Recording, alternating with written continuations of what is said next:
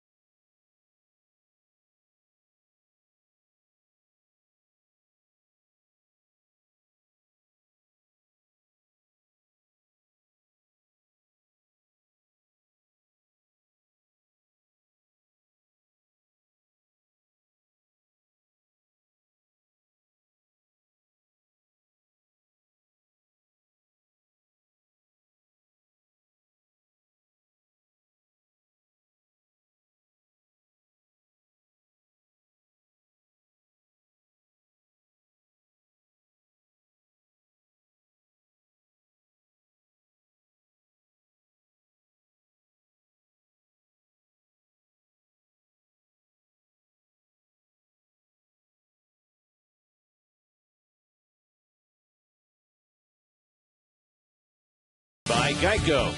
By AT&T, rethink possible. By Frostbrewed Coors Light, the world's most refreshing beer. By Parts Authority, the future of auto parts. By the New York State Smokers Quit Line. And by Advanced Radiation Centers, today's ARC Doctor of Distinction is Ezreal Diamond. ARC is the region's leader in cancer radiation treatment. Log on to AdvancedRadiationCenters.com.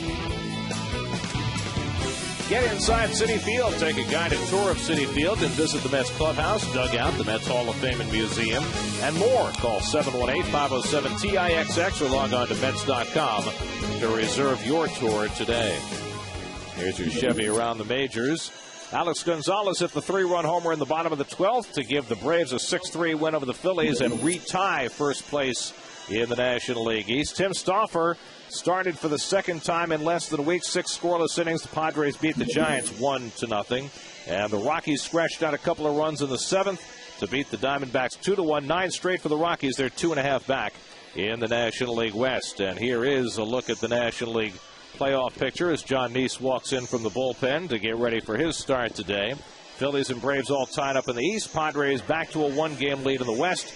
Reds pretty much home free in the Central, and the race is on in the wild card. As for the Mets, here's their upcoming schedule. Remember, all Mets games on SNY are available in HD, presented by IOTV. If you're not near a TV, listen to every Mets game on Sports Radio 66 WFAN.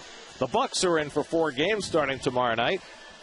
Dylan G will make his Citi Field debut tomorrow night against James McDonald. Then the Braves come in over the weekend before the Mets go to Florida and Philadelphia on their final road trip of the season. Fans pouring into Citi Field, getting ready for the Sunday afternoon tilt. First pitch from John Neese coming right up.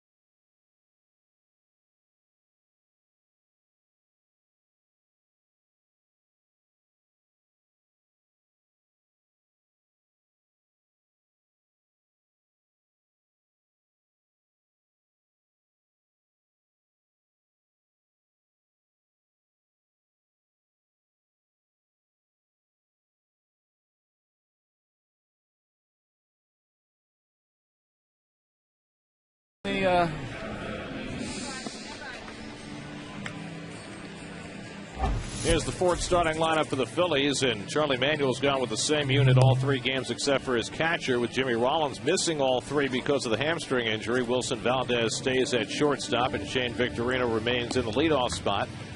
Phillies have been red hot with the bats until yesterday when they were cooled down by Mike Pelfrey. Well, we mentioned in the open, Jonathan Neese going for his 10th win. That'd be the first time since 1985. And Rick Aguilera got 10 wins in that season. 19 times he's given up 3 runs or less in his 25 starts. Those 128 strikeouts, time for the National League rookie lead with Jaime Garcia of the Cardinals. And Alexis Metzi defense. Okay, 73 errors. That's good. We'll take that. Davis, Hernandez, Reyes right on the infield. Carter, Beltran, Pagan in the outfield, and Josh Tolley behind the plate. Shane Victorino will lead things off. Victorino 3 for 8 in this series and has driven in a couple of runs. And as you can see, he's been dangerous all year against the Mets. Mets and Phillies have split 14 games this year. Mets have won 5 of 8 here at Citi Field. Remember, the first 4 wins they had against the Phillies here were shutouts, and the Phils were shut out for the first 7 innings yesterday. And Victorino takes ball 1, and we're underway. Victorino at .262 on the year, far better right-handed than left. He's hitting .313 as a right-hand batter. And Nice gets even 1-1. John getting 2 extra days of rest coming into this start after pitching last Sunday against the Cubs. Pulled through the hole, and Victorino's got a leadoff hit. Well, a nice little fastball. That Victorino is more of a high ball hitter from the right side of the plate, more traditional low ball hitter, left-handed.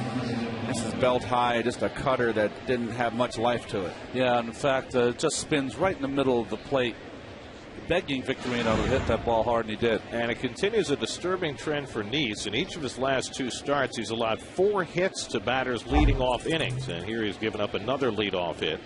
Placido Polanco skips out of the way of that first pitch fastball. One thing that saves Nice, Gary, is that he does not allow stolen bases. So even though Victorino's on, Jonathan has been very good at that all season long. Victorino was caught stealing in the opening game of this series. And now Nice behind Polanco 2-0. Polanco just 1 for 9 in this series, still 9th in the National League with his .304 batting average. What do you get when you give a young pitcher a couple extra days? Well, you're going to get him probably with a little more crispness on his fastball. What do you lose? Probably control. And now behind on Polanco 3-0 with Chase Utley and Ryan Howard looming.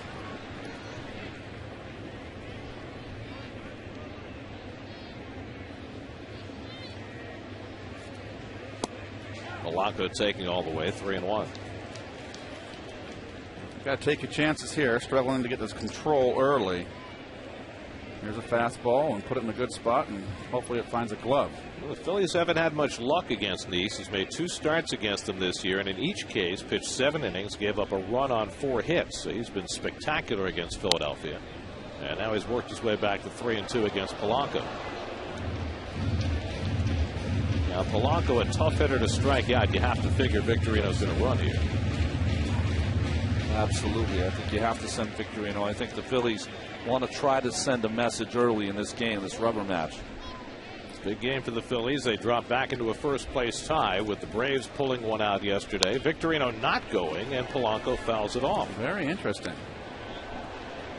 I wonder if that is at all in deference to the fact that Polanco is struggling right now with that elbow and maybe somehow more prone to the strikeout because of that. I just think that they have such a hard time getting any kind of jump on that slide step from Nice that it almost stops them in their tracks. I just think Polanco, no matter what, how banged up he is with that elbow, is a professional enough hitter to put it in play. Yeah. I'd run him. Nice has not given up a stolen base all season. Again, not going, and it's outside ball 4, and the Phillies have the first 2 men on. So not the way Nice wanted to start the afternoon. And now Chase Utley will come up with a couple of men aboard. Utley's 2 for 8 in the series. Homered on Friday night. Got a lot of power from that against left-handers. 114 at bats. He's got 8 home runs. That's going to average out in your mid-30s in home runs if you win a full season with that. He's had a difficult first inning in Chicago his last start. Gave up a run. Could have been more but for a double play. Wound up giving up 5 runs in 6 innings in that start. As Utley takes a strike, but he picked the right day to pitch. In fact, Nice became the first Met pitcher in more than a year to give up 5 runs in a game and get a win. Last time it had happened was June of last year. Ryan Howard on deck. The odds are the Mets won't get 18 today. Curveball pulled into right field, and Utley's got a base hit, and that'll give the Phillies the lead. Victorino scores. On to third goes Polanco. 3 straight hits. Utley with his 56th RBI, and it's 1-0 Philly. Well, if you watch Utley here in this swing, he keeps that shoulder in. It's an off-speed curveball left over the plate a little too much, but watch his front shoulder. driving right at the pitcher, a little out in front, but he kept his hands back. There's that curveball grip. Look at his front foot striding right in. Ball's down, but too much plate, and there's your difference. So a run is in, and now the Phillies with a chance for a whole lot more with Ryan Howard up. Now, Howard is 3 for 9 in this series with a double and a home run, but he has been denied by the Mets shift on 3 separate occasions in the first 2 games. There's the shift right there. Not so pronounced with the double play possibility here. Yesterday, he had 2 line drives that Luis Hernandez caught in shallow right field. That's the plus side of the Mets' defensive effort yesterday. You know, and these are polar opposites, these ballparks, Citi Field compared to Philadelphia's ballpark. Much smaller bandbox in Philly. This is a power club, relies on power. This is a park that neutralizes the power of Philadelphia. At least it levels the playing field. Well, they certainly experienced that in the 9th inning yesterday when Mike Sweeney hit a ball that a lot of people figured was going to tie up the ball game against Takahashi in the 9th inning, and it went about halfway up the wall in left center. And Takahashi was able to tiptoe out of that 9th and get the save. He strikes out Howard for the first out of the afternoon. Keep that fastball inside against the lefty. Well, that's where you have to throw it. You got to throw him up and in, and you can pound him up and in because he has a hole there. Yes, he does. And the Yankees in that World Series last year really exploited Ryan Howard up and in.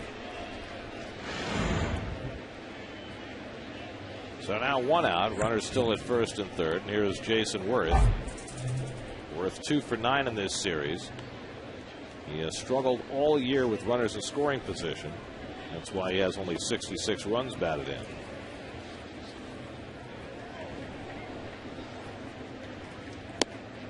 And he takes a strike. Worth is hitting just 160 with runners in scoring position. In every other respect, has had a tremendous year. He's a winner.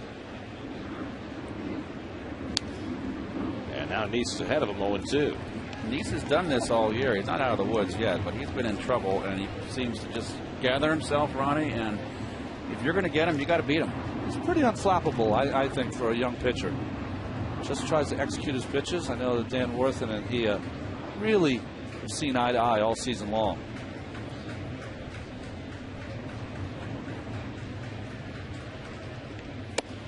Comes inside with the fastball, 1-2. Good purpose pitch right there.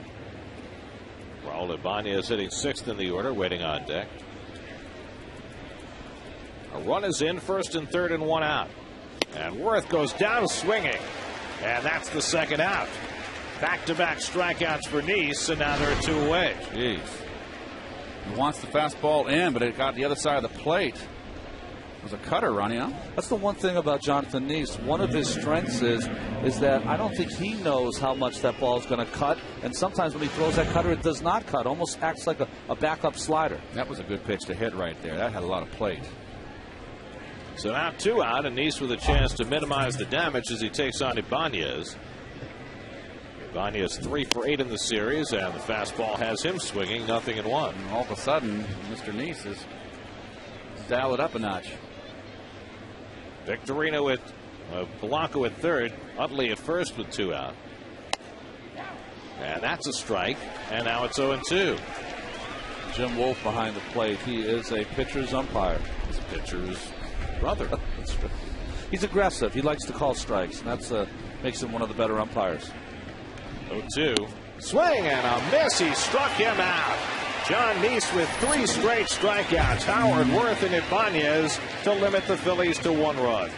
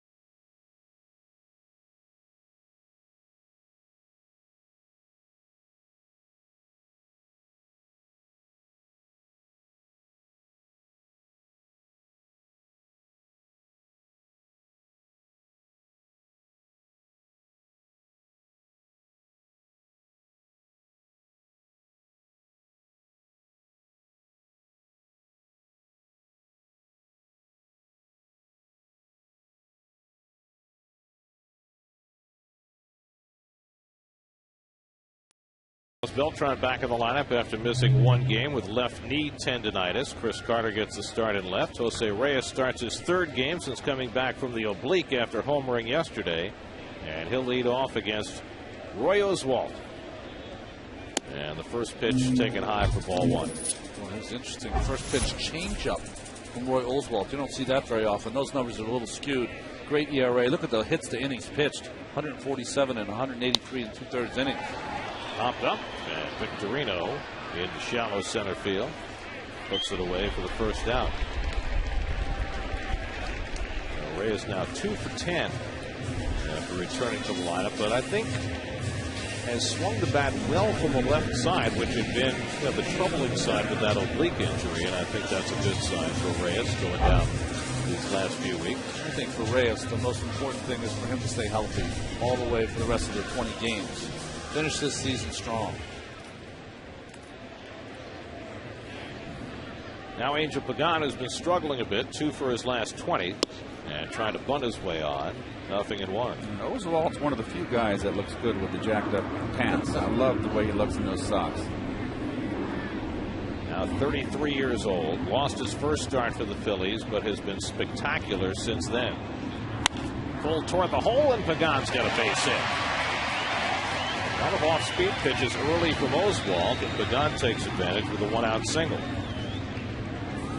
Take a look at the Coors Light Philadelphia Philly defense, and this is their A team out there. Of course, they're in a stretch run, and they made about the same amount of errors as the Mets. They're a good, solid defensive ball club. Polanco, as Gary mentioned in the first game of the series, really made the transition from second base to third base wonderfully. Now Carlos Beltran back in the lineup after just a one-day absence, diagnosed with left knee tendonitis, favoring that leg over the surgically repaired one. Carlos has been swinging the bat well lately. Hit his first left-handed home run on Friday night. You know, in deference to the other players that play every day, there's a lot of tendonitis out there on both sides. Guys trying to come down the stretch. Everyone's hurting a little bit.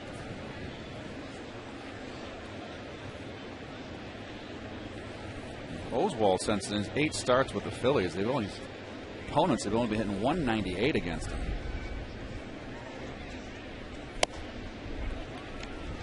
On to Carlos, who was briefly Oswalt's teammate in Houston. Was that 2004 season? And Carlos made his spectacular postseason run, which earned him the 7-year deal that he subsequently signed with the Mets. Now in year 6. And that changeup in for a strike, and it's 2-2. Pretty 8 home runs in that postseason, I believe. Yep, that got him the big dollars, boy. Do it on that kind of stage, right? Remember, he had, what it was the year he had 44 home runs here. What was it? 41. 41. That was 2006. That was a great year. There goes Pagan. The pitch high. Ruiz's throw right on the money, and Pagan is out. Can't make a better throw than that. Got a good pitch to throw and handled it well.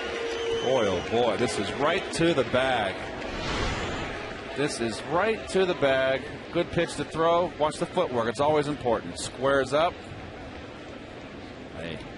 Oh, Valdez with that foot in front of the base, making Pagan have to go around that tag. So 2 out and nobody on. 3-2 the count to Beltran. And Carlos hits one the other way, and that dunks in for a base hit. Ibanez charges to keep Beltran at first base, so the Mets with their second hit of the inning. Well, it's good to see Carlos with 2 strikes going the other way here. It's the inside, inner half ball, inside outs a little bit. Fastball. Yeah, 2-seamer. Wanted to come, well, he wanted it away. See where he missed. You know, 3-2, when you have a fastball called by a catcher, you want it to be away, but more importantly, you need it to be a strike. Now David Wright, 2 for 6 in this series, hitting a .290 for the year.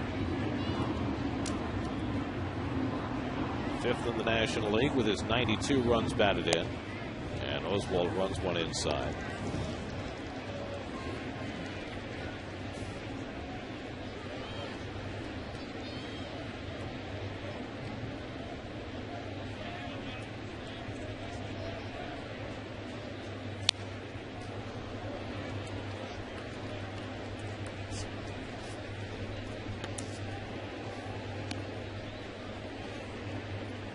interesting with Oswalt. He's become that kind of pitcher. He will go 90, 91.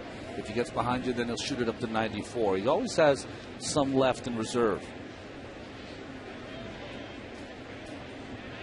Well, this was the piece in this Philly ball club that they needed right here.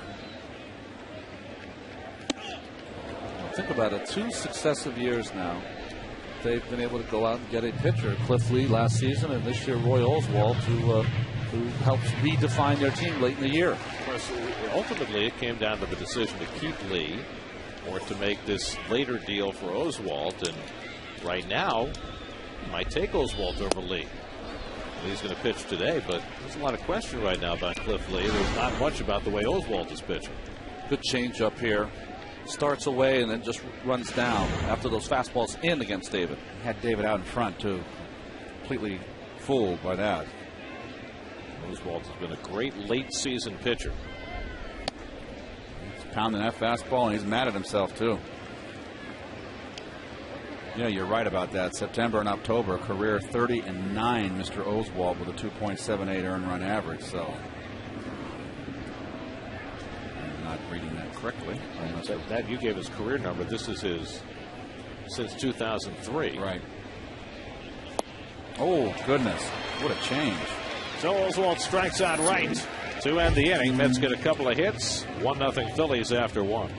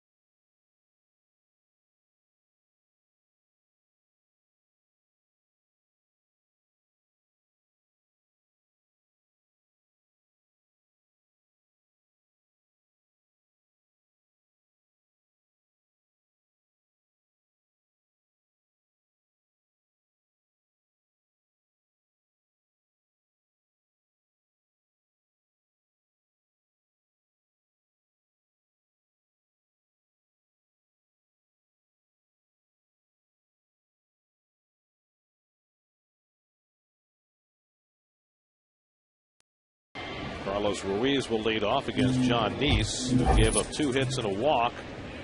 A lot of run in the first inning, but then the Phillies at first and third and nobody out, and Neese really went to work. 3 straight strikeouts against Howard, Worth, and Ibanez. Ruiz hitting at .295. Went 3 for 3 in the opening game of this series, then came off the bench to pinch hit in the 9th inning yesterday and made the final out against Takahashi. And we haven't spoken about Takahashi since we came on the air today, but boy, 6 for 6 now. He's just fearless. You know, he throws strikes, and it shows you that to be a closer, you don't have to throw 95 miles an hour like Mike Pelfrey can. Well, he saved the game for Pelfrey after Mike weakened a bit in the 8th inning. Mike wound up being charged with 2 runs, another run off the bullpen, but I think that in some ways Mike's outing yesterday was marred by the way it ended. Yeah. By the way he turned his back on his manager as Jerry Manuel took him out of the game.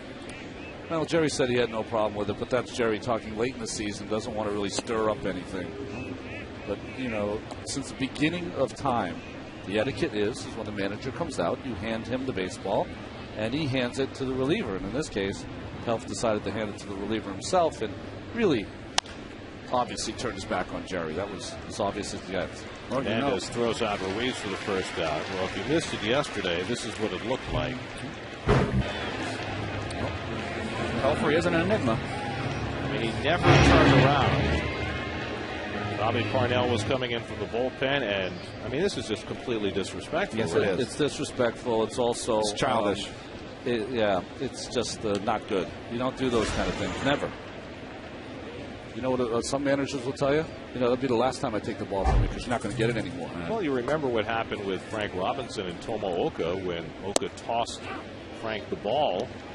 I think he was released the next day. I was there. And he tossed Frank the ball. Frank gave it to the catcher. The reliever wasn't in yet, and followed Oka right to the bench. Yep. And gave him an earful. I don't know if Oka could understand what he was saying, but he gave him an earful all the way from the pitching mound to the bench. When Frank Robinson was managing the San Francisco Giants, Jim Barr was pitching, and he came and lifted him, and Jim was unhappy. He gave Frank the ball and walked off the mound. Frank grabbed him by the back of the collar, by the back of the scruff of his neck, and held him here and made him stay there and wait for the reliever to come. So Frank doesn't take it. A manager in Jerry's position is in an awkward spot. Yes. I mean, it's very hard at this point now for him to call out a player with 3 weeks to go in a season when he has no idea what his future with this team is. As Valdez strikes out, 4 strikeouts early for John Neese. And there are 2 out. Well, that's what you always run into. There's Jerry there on the bench. Good and there's man. something else to point out about Jerry, and we've noticed this the last few days. For most of the season, for most of his tenure as manager, Jerry was up at the front of the dugout. These last few days, he's been sitting down in the back. And, I don't know if that's indicative of anything, but it certainly is noticeable. When you are contemplating your own baseball mortality, whether you're a player, coach, manager, it's a strange place to be, isn't it, Keith? I mean, everyone ends this game except for, I don't know, maybe Sandy Koufax or Mike Mussina. Everyone ends the same way. It ends poorly. Oswald grounds out. Neese has kicked it in gear, retired 6 in a row, 1-0 Phillies.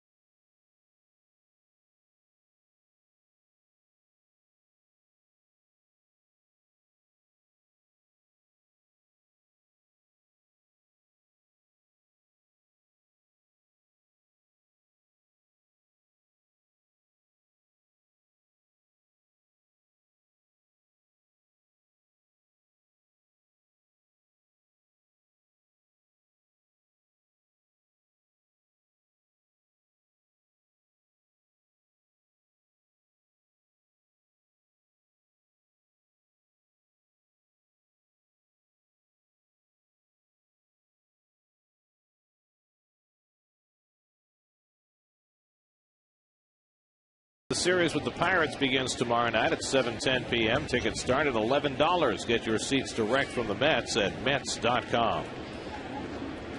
The red-hot Ike Davis will lead off against Roy Oswalt. Davis yesterday with his third 4-hit game of the season. And he now has 6 hits in his last 7 at-bats and has a higher batting average than anybody in the major leagues in the month of September. Maybe it's such a tobacco he's chewing there that's got him hot. I talked to Ike the other day, and he was talking about how he's just trying to trust his hands. I think Ike, as all hitters and pitchers, can get lost in kind of that land of looking at your swing and analyzing your swing, and that paralysis by analysis, I think, hit Ike a little bit this year. I thought it was interesting the way he choked up on the bat against Halladay the other night. Yeah, with 2 strikes he was choking up. Let's see if he does it here. Chris Carter is next, and then Josh Tolley.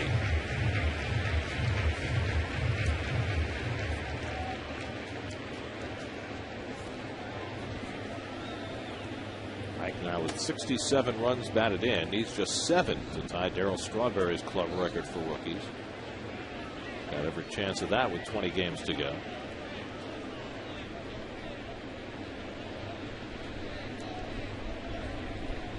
They want to come inside. Nope, they're going away. And down 2-2.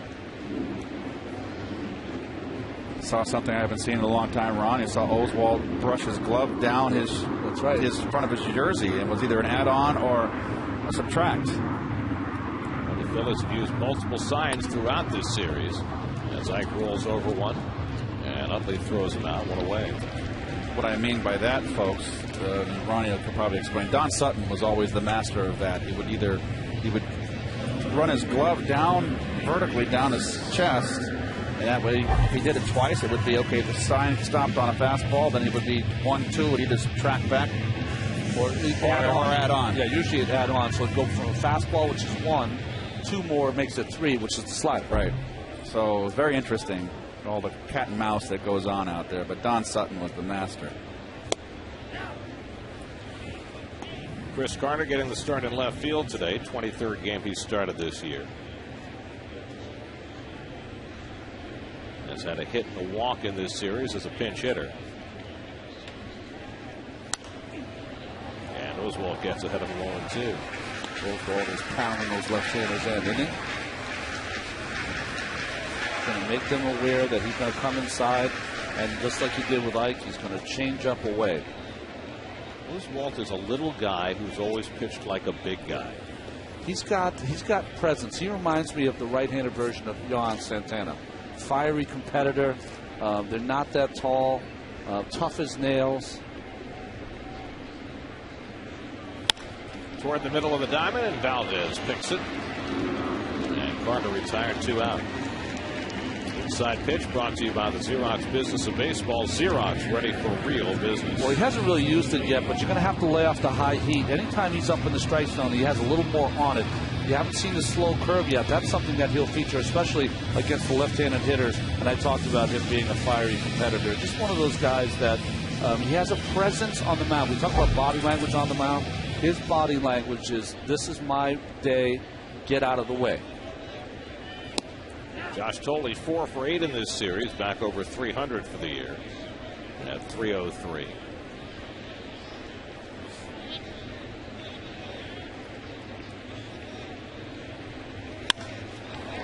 Center field, and Victorino is there. 1-2-3 inning for Oswalt. On we go to the third at Citi Field. John Meese back to the mound with the Phillies leading the Mets 1-0.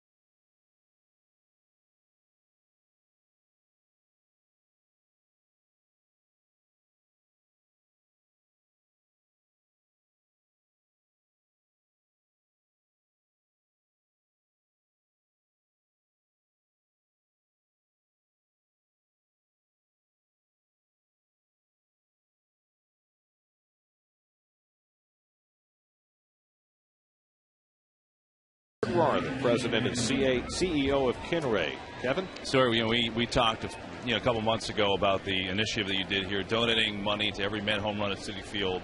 Bottom line is the final total was $78,000 to charities. Make-A-Wish got some. David Wright Foundation got some. How do you feel about that output? Oh, it's wonderful to be able to incorporate sports, entertainment with giving back for the Make-A-Wish children. The combination is win-win, and the $78,000 was only through the end of July or August 15th. So we have a little ways to go, so hopefully we'll hit that $100,000 mark. What was your thought process when you started this? What was your goal? Did you have a goal? Did you have were multiple goals when you started this whole thing? Well, yes, thank you. I always want to be able to be in a position to give back, and I thought it would be a lot of fun seeing that my business is in Queens, and I'm affiliated for years with the Make-A-Wish, so I figured the Mets being in Queens, all my employees obviously being in Queens, the tie-up was making dreams come true, and today there happens to be a Make-A-Wish child here whose wish is to participate in the Met game. And he was here with David Wright earlier, Exactly. So it kind of fits perfectly. Victorino hits a bullet, and that is going to be caught. Nice hit done by Chris Carter. Let me ask you going forward, Stuart, what's next? What do you plan to do with this going forward? We just are involved in lots of different charity work. Melanoma, fallen soldiers is a big one. Wherever it is that enables me to give back to others, I just feel that that's what I'm supposed to do. And the fans are wearing your glasses today, right? That's what these are? Yeah, it's Rah-Rah Home Run Day, and it's all about just giving back and the brightness of the glasses and just life and just seeing everything optimistically. Signing off? I'm very optimistic right now. It works. Right. Guys, back to you. Next year, not this year. Thank you. It's a nice look for you, Kevin. Kevin can sport that SMY blue, can he? Placido Polanco drew a walk his first time up.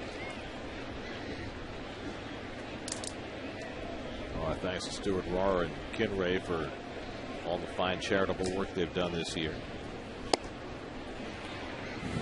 1-2 to Polanco. And that big protective device on his left elbow, which has been hurting since April. And he's got himself a base hit. Long way for Beltran to get over to cut this ball off, and so Polanco's going to head for second.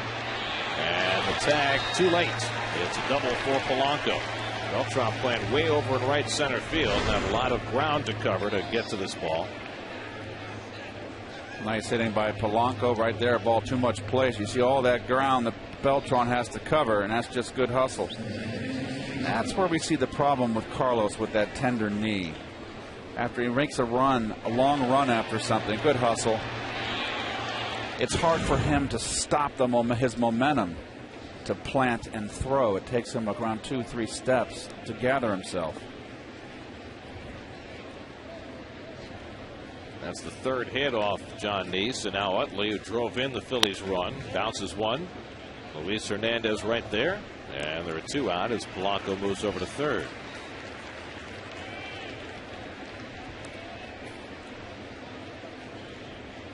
So now with two away, Ryan Howard will come to the plate. Howard was struck out his first time up.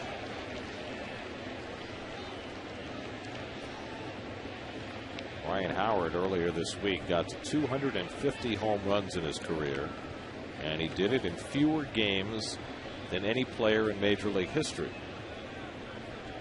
breaking the record that had been held by Ralph Kiner. Yes. Howard's now 30 years old. There are only two active players with more home runs against the Mets than Ryan Howard. Only Chipper Jones with 44 and Pat Burrell with 42 have more home runs against the Mets than Ryan Howard and his 27. Congratulations. To Ryan Howard or No, the guy with the veil. That was the guy? It had to be, it had to be something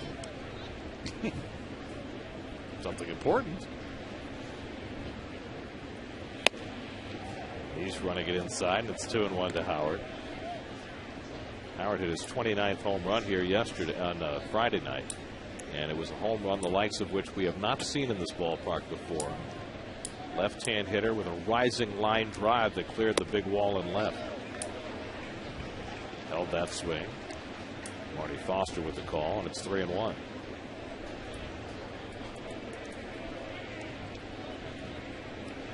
Jason Worth on deck.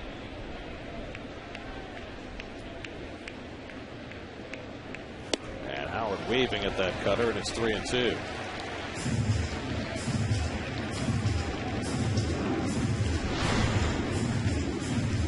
Interesting, very awkward swing here by Howard.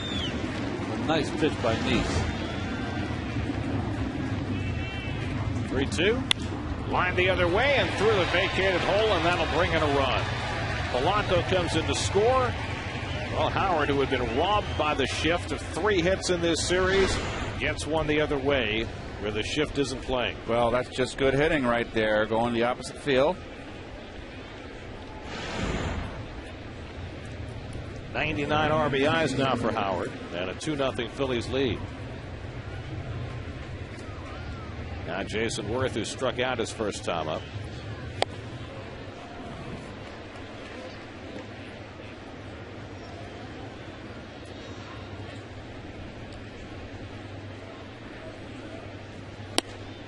And Worth takes a strike, and it's 0-2. I will tell you, those kinds of hits that Howard got right there, when you think you're out of the inning and there's 2 outs and he picks up an RBI, those are backbreakers for a starting pitcher. But Neese comes right back to strike out Worth with the curveball. That's strikeout number 5 for Neese, but Howard's RBI single makes it 2-0 Phillies.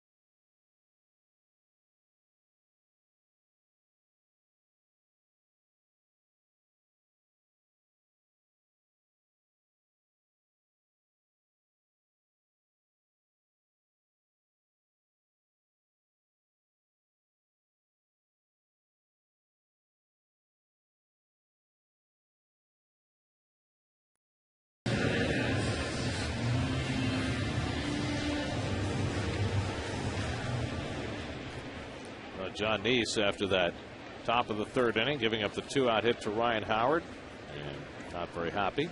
I told you, it's a backbreaker. You are so angry at yourself at not getting out of that jam with 2 outs.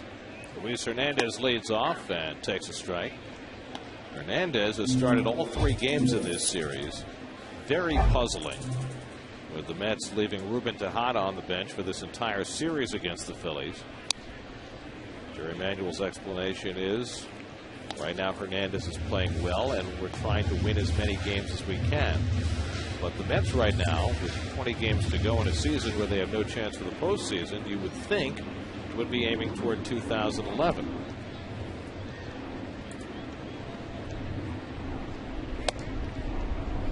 I'd be more apt, if this is just me now, is to go to Ruben Tejada and say, hey son, you're going to play every day going out. I want to prove to me you can hit at this level.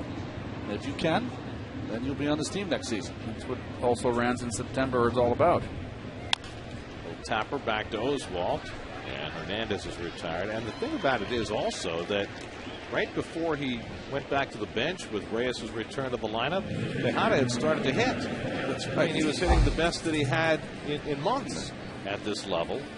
And he's 20 years old. You've seen wonderful things from him defensively. You've seen flashes offensively, and you need to try and figure out whether he's going to be a part of this team next year or whether he needs further seasoning. What better time to do it than with 3 weeks to go in a season where you're not going anywhere? Especially against teams like the Phillies, like the Braves, who are battling for a playoff position. Those pitchers are going to be on point. He's going to be facing guys at their best. He had to go 3 for 3 against one of the Pittsburgh pitchers. I mean, big deal. I'll say Reyes on deck.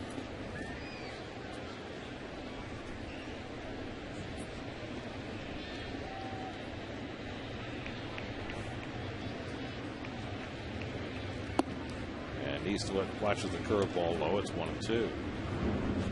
Oswalt doesn't throw as many curveballs as he used to. Yeah, he's thrown more changeups since he's come over to Philadelphia.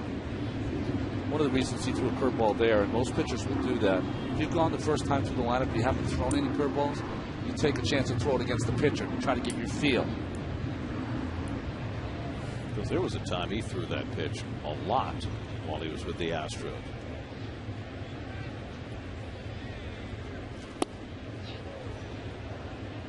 He's held the swing, and it's 3-2. He's has a penchant for drawing walks. He does. Well, here comes a fastball.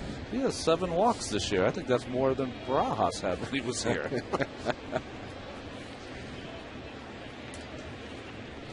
Look at no sign. Yeah. Just throw the fastball. It's 3-2. And he missed with it, and Neese draws another walk. His 8th walk to go with 8 hits this year. First walk given up by Oswalt. And the Mets have a 1-out base runner for Reyes. Reyes flying to center his first time up.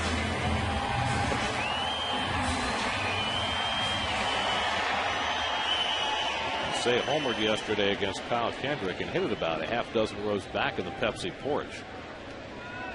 That let you know that that oblique is not troubling him, even if there's still some mild discomfort. He's able to swing the bat from the left side effectively.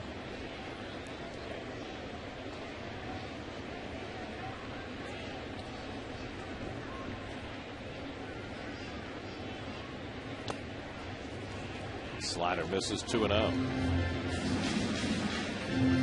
Reyes now with 9 home runs this year. Pagan on deck. And Jose has hit 8 of those 9 home runs in New York. He's hit 6 here. He hit 2 at Yankee Stadium. He's only hit 1 outside the city limits.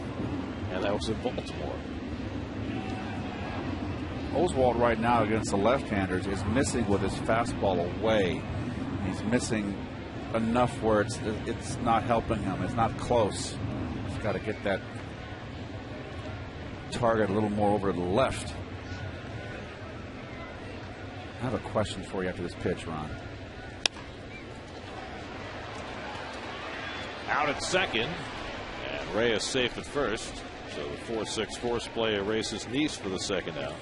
Ronnie, if you were a pitcher out there and you're pitching and you were missing with that running fastball away to left-handers, and like Oswalt is, would you be really concerned about coming inside to a left-hander because you might bleed out over the plate? Yeah, what I would do, because my ball ran like Oswalt, so certainly wasn't in the same class as Oswalt, but I had the same kind of run. But what I would do inside if my ball was running that much, Keith, is I'd cut the ball inside to the left-handers to make sure it stayed true. Now Pagan with Reyes at first, and the curveball swung and missed. Pagan singled through the right side his first time up. Angel talking with Carlos Ruiz, having a bit of a chuckle at swinging at that 68-mile-an-hour curveball. Reyes stole a base in yesterday's game. Not in running mode right now, and it's 1-1. You watch Reyes at first base. There are times you can just tell he has no interest in running. Short lead, hands on his knees. Given up 14 stolen bases this year. 1-2 now to Pagan.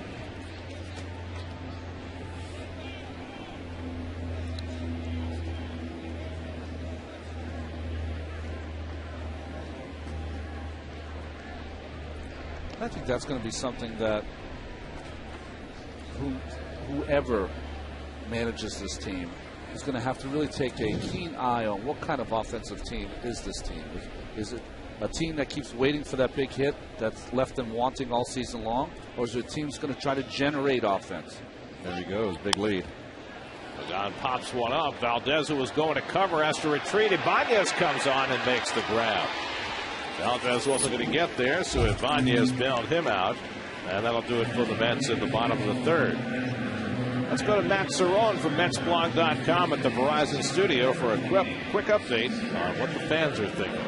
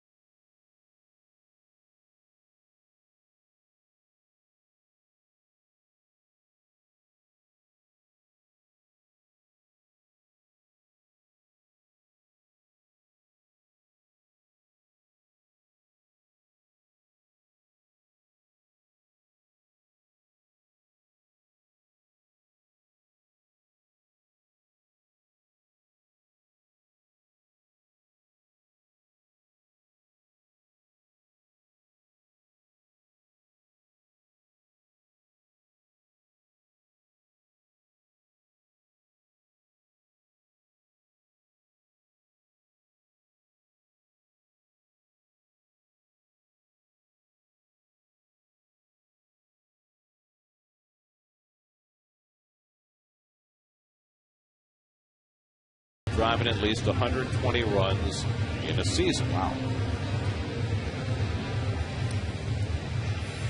Okay, got one. How many rounds? 120. 3 Mets. You never made 120, did you? No, shoot. 104 was my tops. Raul Ibanez with a check swing roller and Nice off the mound. 1 pitch, 1 unassisted, 1 out. Fine play by Jonathan, but that is a play, if you can, always toss the ball. You never want to get into a mix-up with the runner, maybe jam your hand, any of that kind of stuff. Just toss it to the first baseman. Carlos Ruiz grounded out to second base his first time up. The Phillies, even with the loss yesterday, have won 12 of their last 16. We're 2 games above 500 in late July, but have gone on an incredible tear since then. 34-15. Took over the lead in the National League East, although the Braves retied it yesterday. They love playing for that man right there, Charlie Manuel. He's done a terrific job with this club. And, you know, he had some issues that he stood up. And Jimmy Rollins, a couple incidents here at Old Shea. Remember Rollins coming late to a ball game. He benched him. Charlie's like, I'm a good guy, but don't cross me kind of manager.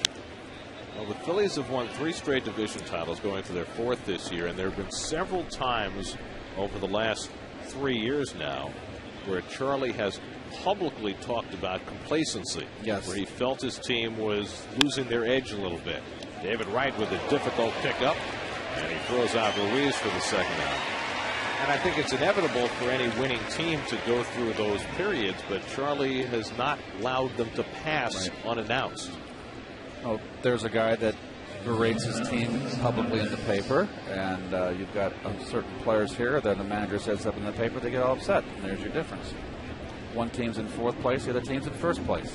And the thing he's done is that every time he's had to go to that whip, he's been 100% justified in going to the whip. So not only the player who was reprimanded, but also the team looks at it almost as, wow, that's good that no one's getting away with anything. That Charlie will go after anyone if you're not playing the game right. And of course, you have to have support from the front office if you're going to do that as well. Valdez thrown out by Hernandez. 1-2-3 for Nice.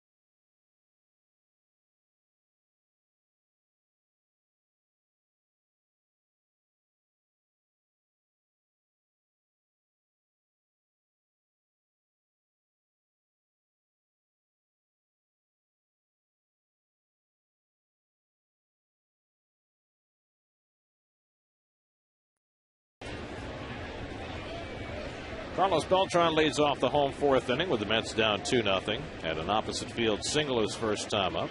And Oswalt throws a first pitch curveball for ball one. It'll be Beltran, Wright, and Davis trying to get the Mets going. Mets have 2 hits over the first 3 innings against Oswalt. And a broken back grounder. Utley with a long way to go to get it. And the throw just in time to get Beltran.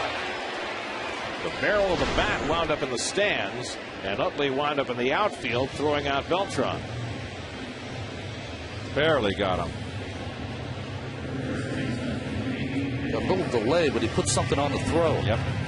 Nice hustle by Carlos. You know, Ryan Howard, he could reach out there a little further, make that play not as close. Look where his foot is. He's got to get on the back side of that bag, too, to get another foot out there with that stretch. I like the ultra shot of Beltran suspended in midair, making that final lunge for the bag.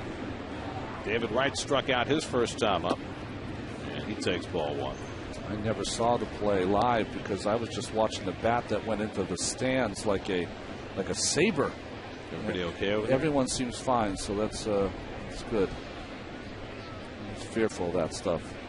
Oh, good slider. Good little cutter. Oswalt threw 3 fastballs in off the plate to Wright his first time up. And another one. He's giving no quarter. It's called, the pitching coach is called move the hitter's feet. Just make him uncomfortable. Don't let him get locked into that position.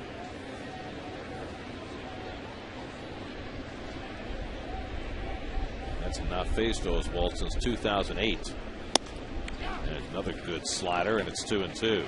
Fastball in, slider away. Predictable, maybe. Tough to hit. Changeup. I'm going to try to paint a fastball away. Good Goes call, back Steve. to the changeup and strikes out Wright for the second time. A lot of sinking action to his change. Look at this. Look at the ball drop out. Oh, Ronnie's a little splitter. You see that? That's a splitter he's throwing. That's just nice. I think he's got all the fingers on the ball. I think that really is a change, but maybe we can take a look at it again if we get a shot. Here's Ike Davis with 2 out. Ike rolled over an off-speed pitch and grounded out to second base his first time. And he pulls one to second, and this time Utley makes the backhand play. 1-2-3 inning for Roy Oswalt. It's the 3, 4, and 5 hitters. We've played 4 at Citi Field, 2-0 Phillies.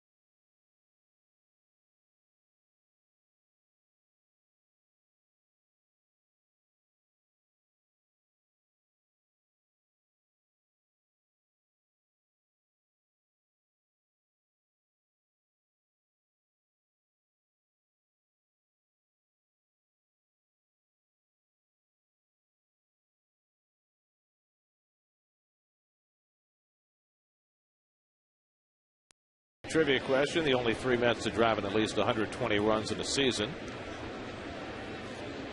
There they are. Oh, Robin Ventura. That's right. He was the first Met to get to 120 RBIs. Do you remember who the first Met was to drive 100? Rusty. Exactly right. Because for a long time the Mets had nobody driving 100, and then Rusty drove in 105.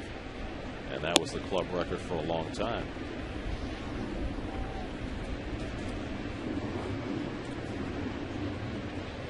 Oswald grounded out to short his first time up. And there's a strike. John Neese allowed 2 hits and a run in the first inning, 2 hits and a run in the third, but he's been in a pretty good groove otherwise. There was a curveball away, and it's 2-2. 5 strikeouts over the first 4 innings for Neese. Broken bat, and Wright picks off the line drive for the first down.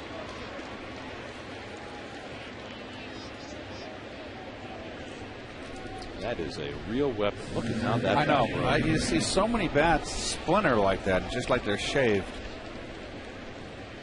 Well, they supposedly have tougher standards this year for bats, and I believe that the number of broken bats is down this year. Nonetheless, you would never used to break that way. You would very rarely have a bat breaking two. You'd always have a bat that would have a little crack in it. And in fact, the bats were such in the day that little crack, you could even use it. Tape it up for batting practice. There you go. Well, they use so many. The bats are so light today. I just gotta believe it's the wood. You get too light a bat, you're gonna have lousy wood in there. Well, my theory is that the reason that the handles are so thin is that all these guys grow up with the metal bats, and the metal bats have the unusually thin handles, and they get used to holding a thin handle. You start out in Little League and you have those minus 11 bats. You know, the 28 inch, 17 ounce bat that you start out with the handle that disappears in your hands. Another short hop pickup for David Wright, and he throws out Victorino for the second out. He's got a couple of tough hops to deal with.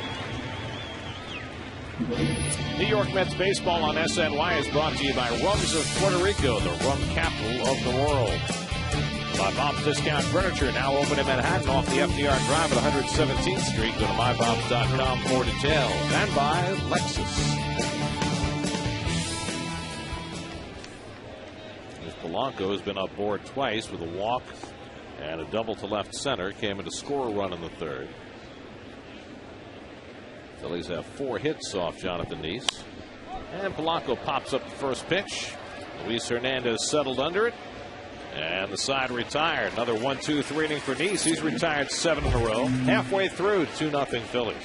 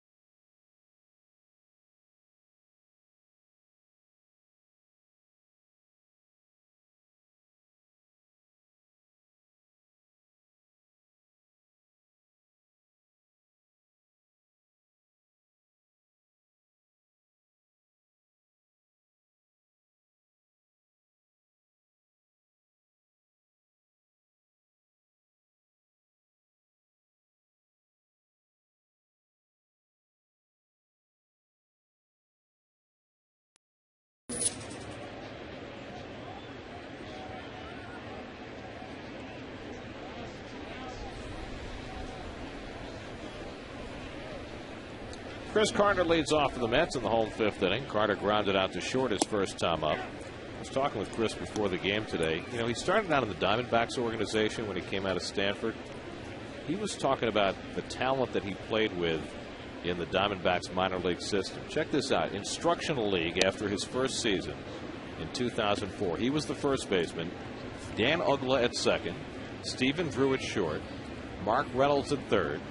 Carlos Gonzalez in left field. Wow. Chris Young in center. Carlos Quentin in right. Miguel Montero catching. That was his instructional league team. They were all with the Arizona. All with Arizona. Of course, Uggla went in the Rule 5 draft to Florida. And Carlos Gonzalez got traded for Dan Herron and then for Matt Holliday. Carlos Quentin went to the White Sox. Who did they get in that deal? I didn't remember. But, I mean, just an enormous amount of talent in one organization. Here's Josh Toley with one out. Ball players call instructional league and struggle league because everyone down there is there for a reason to learn how to play better. Well, those guys apparently learned. I mean, how many instructional league teams where everybody makes it to the majors and most of them are, pretty big stars? Yeah, it's incredible. Yeah. That team should go to the World Series every year, shouldn't it? He didn't mention anything about the pitching, though. 0-2 to Toley, who flied to center his first time up. So maybe Garland came over in the trade for Quentin. Oh, maybe. there you go. Here's your Acela 5th inning recap. Chase Utley with a first inning RBI. Ryan Howard with a third inning RBI against John Neese, who otherwise has been terrific today. But Roy Oswalt allowed 2 first inning hits, wrapped around a caught stealing, and hasn't allowed a hit since.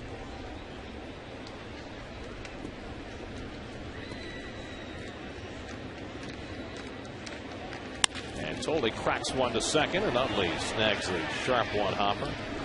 2 out.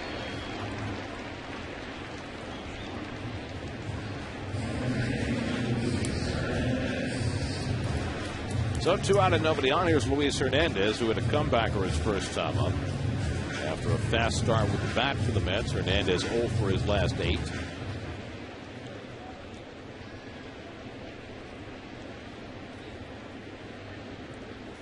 We were talking before about how we all feel that Ruben Tejada should be playing every day. That's not meant to disparage Luis Hernandez. I mean, of course not. He's only 26, and he might have a future as, an extra infielder on this club or on another.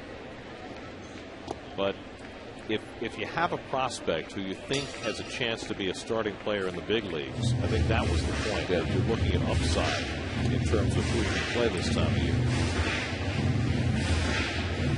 It's almost, I feel like they're protecting Tejada against the real tough pitchers. They've sat him down against the upper echelon starters. You know what? Throw him out there in the water and see if he swims. And, part of the argument, I think, that Jerry was making is that against the Phillies, the Braves, the teams that are competing, you want to put out somehow your best lineup. But, it's not like you're playing a veteran here. You're playing another guy who's a fringe major league player.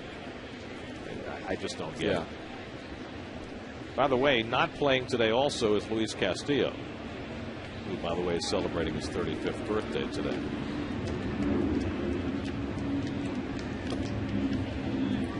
Two and 2 to Hernandez.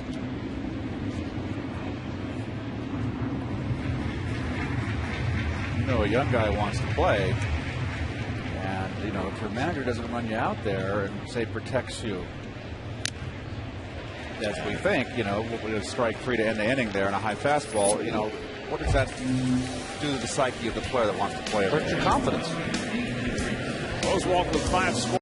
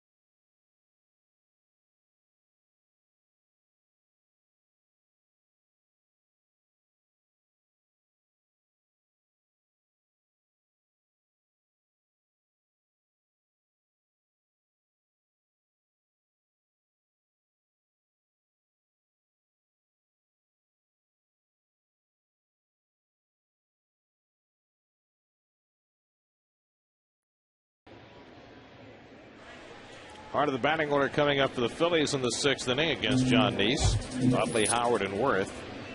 Neese has retired 7 in a row, allowed 2 runs and 4 hits today, and Utley takes a strike. Utley drove in a run with a first inning single and then grounded out in the 3rd.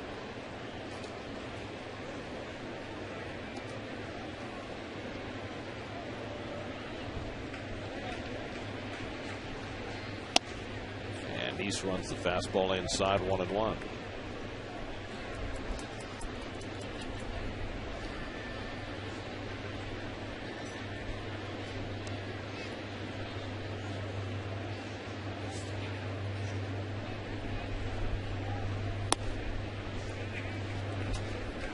By the way, we were talking about that Diamondbacks Instruction League team. Carlos Quentin was traded to the White Sox for Chris Carter. Not this Chris Carter, but the other Chris Carter, who's now with Oakland. Line, center field, base hit. So Utley has his 2nd hit of the game. And the Phillies have the leadoff man on for the 2nd time. Let's check in with Kevin Burkhardt, who's out on the Pepsi porch. Kevin? Well, Gary, as we see Carlos Beltran go and retrieve that ball, you wonder going forward what Carlos's body will allow him to do. Certainly the will is there, but of course he sat out yesterday with the left knee tendonitis. That's not the one that had the surgery in the offseason. That was the right knee. And he said today to me that the right knee feels fine, but that the doctors even warned him that in his comeback he'll probably overcompensate and do that with the left knee. And tendonitis was not something that was out of the question. However, Carlos said that he's been playing with it for years. He said, I had it in 06. I played with it in 07. It's just dealing with it. The problem is it gets to the point where yesterday where it's so painful it makes it very difficult. So it's just managing it. And the only thing you can do to manage it is ice. Really, that's it. Ice and rest. There's nothing you can do. So this is a problem he's been dealing with, guys, for at least 4 years now. And you wonder how that's going to be affecting him going forward. Back to you. Let's turn the 5-6-3 double play started by Wright with Reyes making a turn like a second baseman. And that's 2 out and nobody on. Well, same spot. Got the base hit with 2 outs. But David moved over a bit. Nice turn. Jose harking back to Kaz Matsui days. Just had flashbacks, and it didn't make him feel very good, I'm sure. And actually, it was a nice turn by him. Very nice, Jose. Using the bag for protection and everything. So 2 out and nobody on. And now Jason Worth. Worth has been up twice and struck out both times. Jason Worth with the different kinds of facial hair. It's like man of 1,000 faces. Every day he's got a different look. Lon Chaney.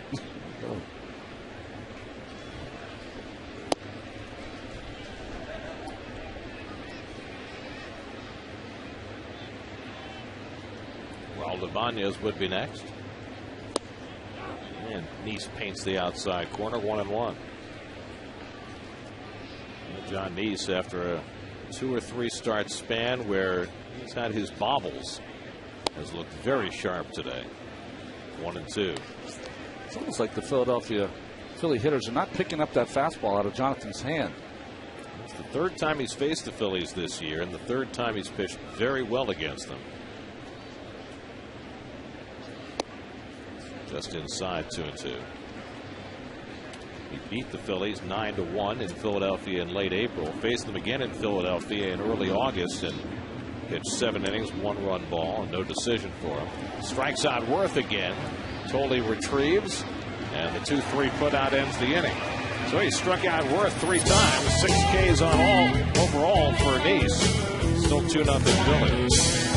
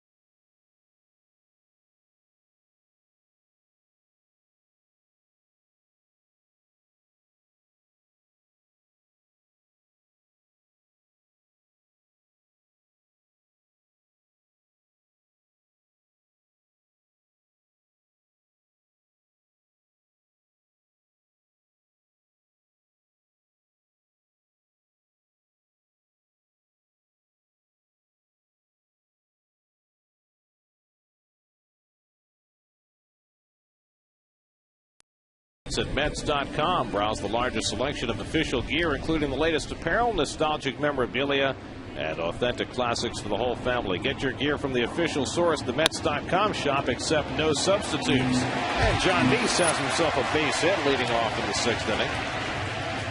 Neese, who walked his first time up, now has been aboard twice. Let's check in with Gary Apple. He's back in the studio with the New York State Smokers Quit Line game break.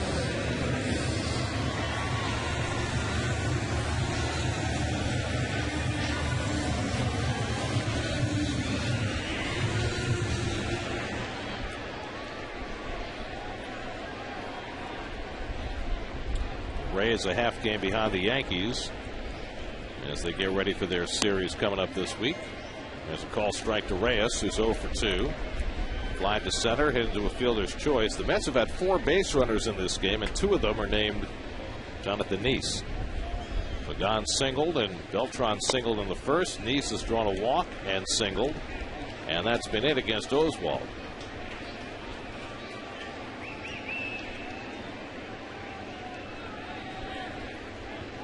Oswald's thrown only 67 pitches in 5 innings plus, and runs that fastball away, 1-1. Oswald has not been happy all day with his ability to get the ball inside to the left-handed hitter, especially from the stretch. He seems to be flying open with that front shoulder, ball running away from Reyes.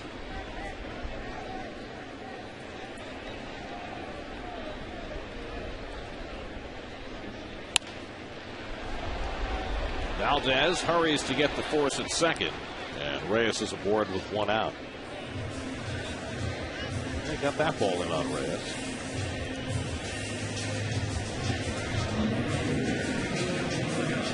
So now Angel Pagan comes to bat with Reyes aboard and 1 out. Angel singled to right and then was caught stealing in the first, flied out to left in the third.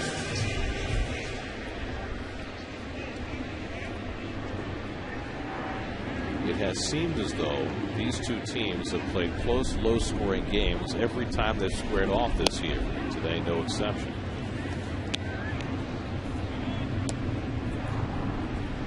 Carlos Beltran on deck.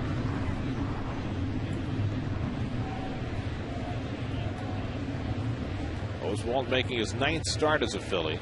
Lost his first one. Phillies are 7-0 since. Wow, that one, threw that one right by him. Good location, up and in. When he throws the ball up in the strike zone, and it's a 4-seamer, it just darts past the hitter. Pretty good pitch right there. Great camera work. On the outside corner, and Pagan is down looking. Stops to discuss it with Jim Wolf. Strikeout number 4 for Oswald. Usually you do not get this call because there was a lot of movement by Ruiz. Wants the ball up. Oh, I think it was outside. I think Angel's got a gripe. So 2 out of the inning, and now Beltran with Reyes still at first. Almost shattered his bat, and Utley made a nice play to throw him out in the 4th after he singled to left his first time up, and that fastball beats him 0-1. Wow, I tell you what, all of a sudden he's dialed it up here. That's a fastball that's got lots of plate, and it's just power. That's down the middle. Got some zing to it.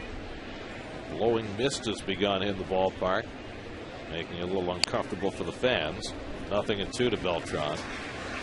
Carlos had a terrific cut on that one. That was his pitch. That ball out over the plate, outer half, around mid-thigh. Boy, had a vicious cut. Reyes just hanging around at first base with 2 down. Might not be a bad time to run on 0-2 to Beltran.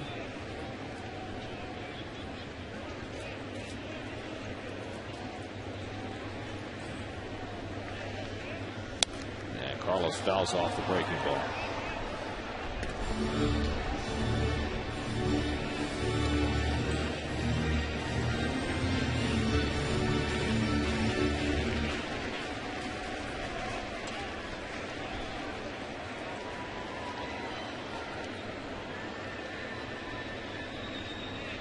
Now the 0-2, and that's dribbled foul.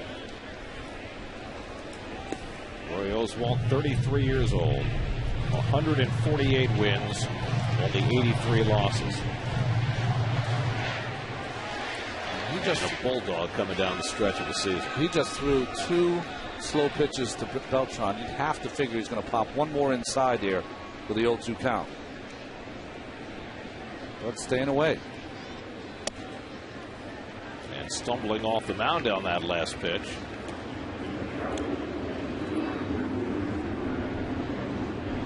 A little housekeeping at the front of the mound.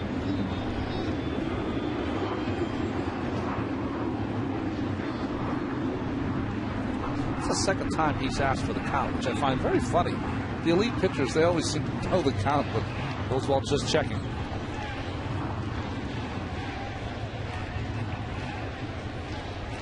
One and 2 to Carlos.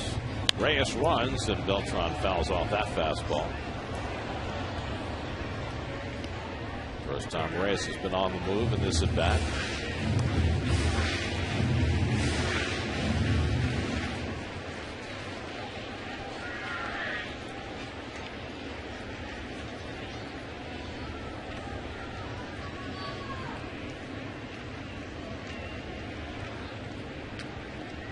Again, the 1-2. Reyes runs again, and the curveball cued to shortstop. And Valdez throws out Beltran to end the inning, right off the end of the bat. A leadoff single and one left. 6 in the books. 2-0 Phillies.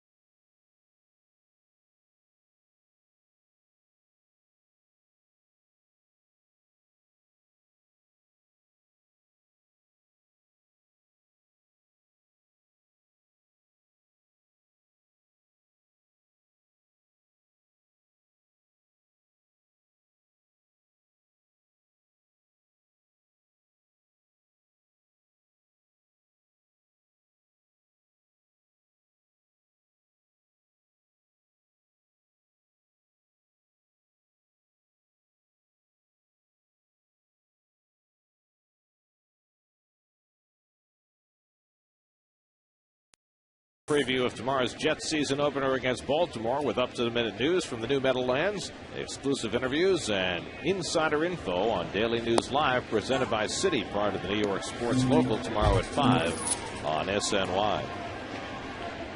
Raul Ibanez leading off in the 7th inning, 0 for 2 on the day. And he cracks one to deep center field. Beltran goes back, takes a look, and it's out of here.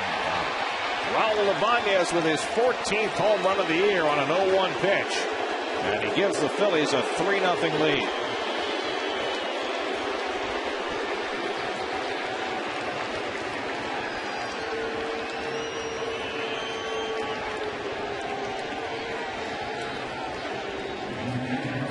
When we talk about left-handers being low ball hitters, look at this pitch. That's right down the middle, knee-high in the wheelhouse.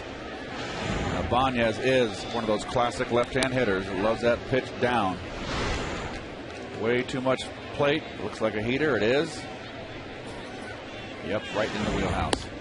19th home run allowed by Nice this year, and 5 of them have come against left-hand hitters. We count on less than one hand the ability to hit a line drive out to center field. That was impressive. Sometimes you throw the pitch and it's where you want it as far as being down, but it wasn't away. 1-2 to Carlos Ruiz, and he fouls back the fastball. Well, the last time John Neese pitched, he picked the right day to pitch. The Mets scored 18 runs against the Cubs. Today might be the wrong day to pitch. And Ruiz follows with a base hit. So after the Ibanez home run, Ruiz has his first hit of the afternoon, hit number 7 off Neese. And now the number 8 hitter, Wilson Valdez, comes up. What's happened to Ruiz now that he's moved up in the lineup? He traditionally always hit in the 8th spot. So he saw a lot of breaking balls, and now he's made himself into a pretty good breaking ball hitter. That's why his average is 295 and climbing.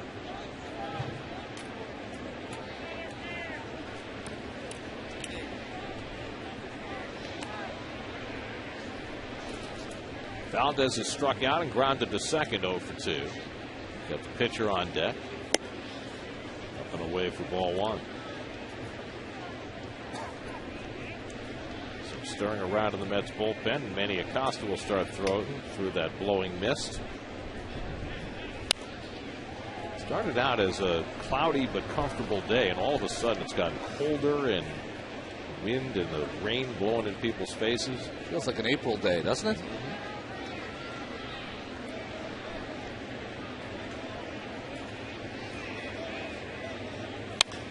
Valdez sends one foul, and it's 1-2.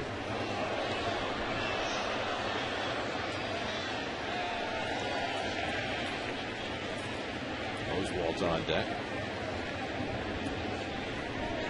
Pedro Feliciano joins Manny Acosta in the Mets bullpen. And Valdez reaches for one to foul it off. Wilson Valdez today is starting his 74th game. So he has started more than half the games for the Phillies this year. There's Neese's pitch count. A lot of pitches in the first inning, but very economical since. And Valdez lifts one to left. Carter back a few strides, gets turned around and loses the play. Ruiz to third. He'll be held up there and in at second base with a gift double as Wilson Valdez. Should have been a routine play, but Carter got twisted around like a pretzel. Well, the one weak link defensively in the Met outfield is Carter, not the greatest of defensive players, and that just turned around the wrong way. They're playing very shallow. Yeah, you're right, Keith. That's the problem. If you are not the greatest fielder, you don't want to play too shallow. You want to be coming in on the ball 90% of the time. So after the leadoff home run by Ibanez, now the Phillies have second and third and nobody out. And he's having his first inning in which he's looked vulnerable. Gave up a run in the first and a run in the third, but appeared to be in command in those innings. Not so much here. And now Oswald coming to the plate. A couple of gift doubles in this series. Ibanez had one over Duda's head in the first game. The one thing the Mets have been able to count on through most of this difficult season has been their defense. And just recently, just in the last week or two, that defense has begun to crack a little bit. Well, they're trying to get some offense. And when you try to get offense sometimes with Carter and Duda in the lineup, it's going to cost you sometimes. That's the beauty of the National League when you don't have a DH. You know, there's a double-edged sword there. Infield in. Oswald takes the curveball for a strike. Made contact in both his at-bats, grounded to short and hit a soft liner to third. Victorino, the switch hitter, on deck. Phillies trying to add to their 3-0 lead in the 7th. And Oswald grounds one to short. The runners will have to hold. Reyes sweeps Valdez back to the bag and throws out Oswald one away. Now you got Victorino coming up. You've got Polanco behind him. Would you be tempted to walk Victorino and go for the double play with Acosta coming in to face Polanco? I would not do it. Victorino has swung the bat very good. 3 balls hard off of. They're going to walk him. And probably the philosophy is that Victorino's had 3 solid at bats against Neese. So you can't second guess one way or the other here. It's pick your poison. And you know, the other option you have is the no walk in the park is Polanco. But the other option you have is that this was caused by a misplay in left field. Why penalize Jonathan Neese? Why not let him try to get Polanco out and get the double play? You can do that. Polanco with a walk and a double in his 3 plate appearances today. This is a play as a manager. You can play it either way, and you can't be second guessed. But obviously, this is an important part in the ballgame here. The Phillies are in position right now with 1 base hit to blow this game right through the roof. So let's see, is Jerry going to make the pitching change or leave Neese in to face Polanco? I think he's going to leave him in. I like that move. In a day and age where it's always righty against righty, lefty against lefty. Let's see how this young man does in a game that we've seen him all season long being unflappable in these situations. Try to get a ground ball. Polanco will walk, a double, and a pop up to second base, 1 for 2.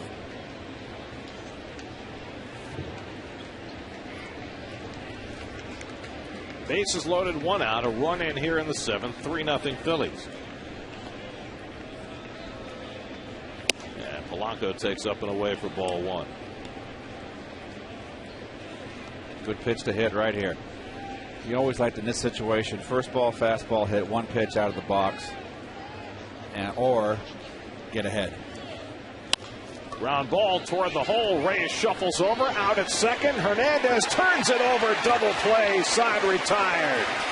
Beautifully done, 6-4-3, and the strategy pays off as Neese gets the double play ball.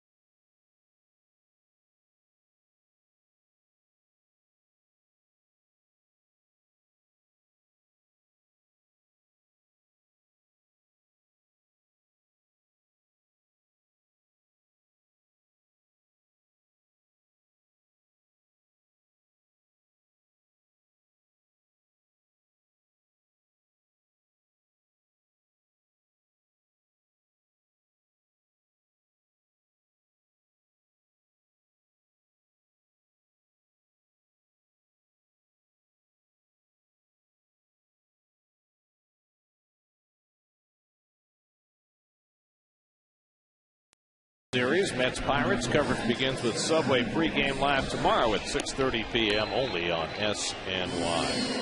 Dylan G will make his second start for the Mets tomorrow, his Citi Field debut after a very impressive outing in Washington. And James McDonald, who's been the Pirates' best pitcher since they got him from the Dodgers, will go for Pittsburgh.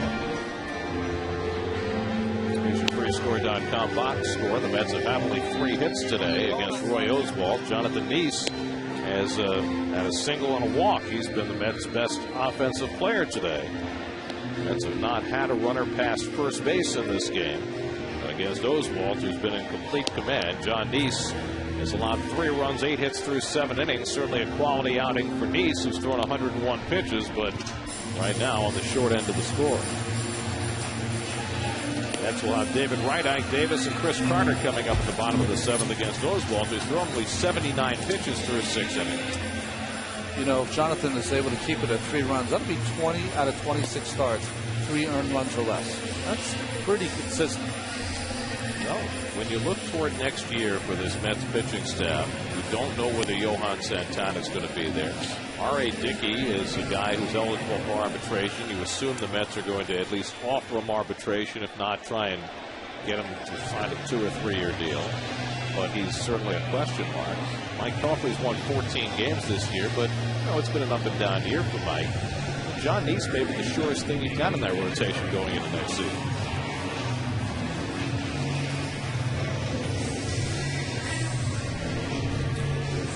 That's why these starts by Dylan G and others are really important. Another chance to evaluate. You might only get 1 or 2 more times with Dylan because they might want to sit him down. Innings thing. Well, innings plus the labrum injury he had last year. They're deferring to that in terms of deciding how much further he would go. But you certainly have to be impressed with what you saw his first time out.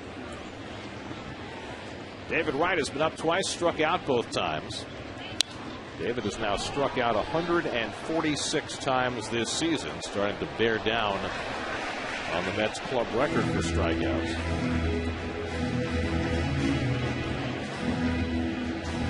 Most strikeouts in a season by a Met is 156. Dave Kingman did that in 1982. Tommy Agee did it in 1970. So David's only 10 away from that.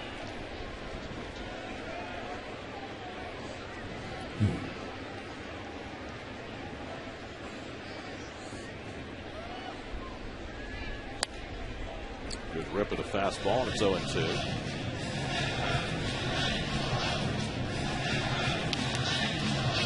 You see the frustration in David's face right there after that swing. He missed the pitch, right? Yeah, a good cut, and he should have been out of the box. Top half of the ball, David. Focus on that top half of that baseball. And he goes down swinging at the off-speed pitch from Oswalt. Third time he's been struck out today. 5 overall for Oswalt. Let's check in with Kevin. Didn't see Brad Lidge yet this series. Might see him today, but who knows the way Oswalt's been throwing. But the bottom line, think about him. 2 years ago, they won the World Series. He was perfect. Last year, he had an ERA over 7, but he was hurt the whole year. I mean, it started with a cortisone shot in his right knee in April, and it really kind of went downhill from there. I asked him doing over again, would he have gotten more rest at the beginning of the season? He said, it's hard to say. I wanted to be out there for my guys. I was proud I was. And he's been a big reason why they've been playing well. He's been great, really, the last 6-7 weeks. But think about what he had to do last year, and the reason maybe why his ERA was over 7. You have to admire the fact that he was out there, but he told me his mechanics completely different. He's a guy that likes to drive, so he'll get down there on that back knee pretty hard. But he said last year he just simply couldn't do it. So he had to change and twist. And as Ike with the big swing and miss. So what he did last year, instead of going back down on that knee hard to get the drive, he told me he was basically like this. And he said, I had no muscle memory, absolutely none. And because of that, I had no control. So really, you have to admire what Lidge did last year. And it seems like now, the last 6-7 weeks, he's back to his old self, guys. Now they just have to keep that elbow in shape. He's trying to come back from a hyperextension of that elbow, which has kept him out for a little while. But certainly he is one of the huge keys for the Phillies as they look down the stretch and toward the postseason. And he told me his elbow's fine, Gary. And I talked to him, and he said, really, he viewed it as a minor thing. Through the other day, he's been available this whole series. Actually went out and tossed it around today, so he says he's feeling great. Roy Oswalt's feeling great. 1-2 to Davis, and Ike fouls it off. Watch Oswalt pitch. He does such a nice job of adding and subtracting, not only with his fastball, but with his changeup, his curveball. He just has all of his weapons working today. And that pitch count down. Trying to go to 6-1 as a Philly. And Ike just got a piece to stay alive. The numbers speak for themselves with Roy Oswalt. Of course, this is his 300th start of his career. Well, whether he wins or loses or gets a no decision today, if you look at active pitchers who've gotten to their 300th start, only 2 will have more wins than Oswalt will have arriving at 300 starts. Andy Pettitte and Roy Halladay. Curveball, and Ike hits a slow ground ball. Oswalt smothers it and makes the play. He surrounded that ball. That's an athlete for you right there. That is a nice play. Ron Darling-esque there. I'd break my thumb. Ryan would have had that cleanly on the first grab. I would have said, Keith, you got all the gold. You make the play. Yeah, you guys said you cover first. Nice play by Oswald. That's just his competitive spirit right there. Much like Santana. Two peas in the same pod, those guys.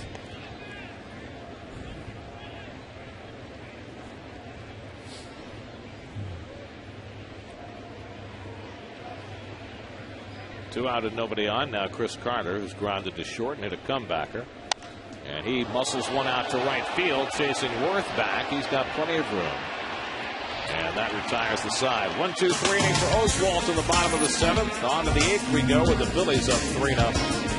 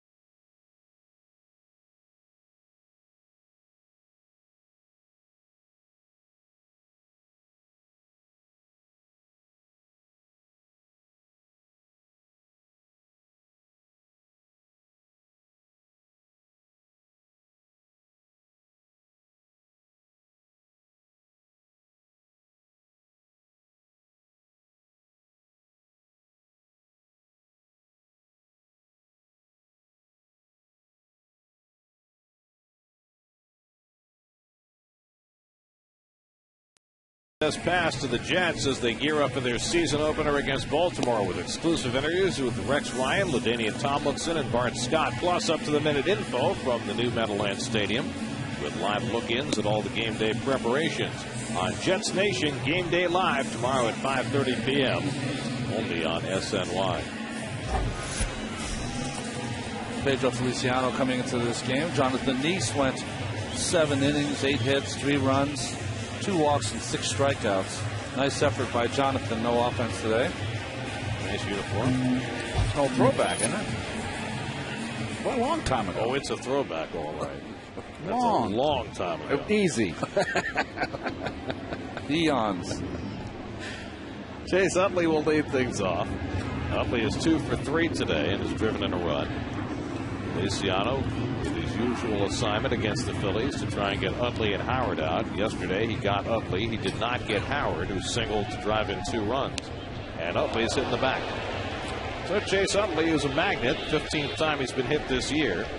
He was hit yesterday by Pelfrey, and he gets plunked today by Feliciano. Time to check in with Gary Apple for a New York State Smokers Quit Line game break.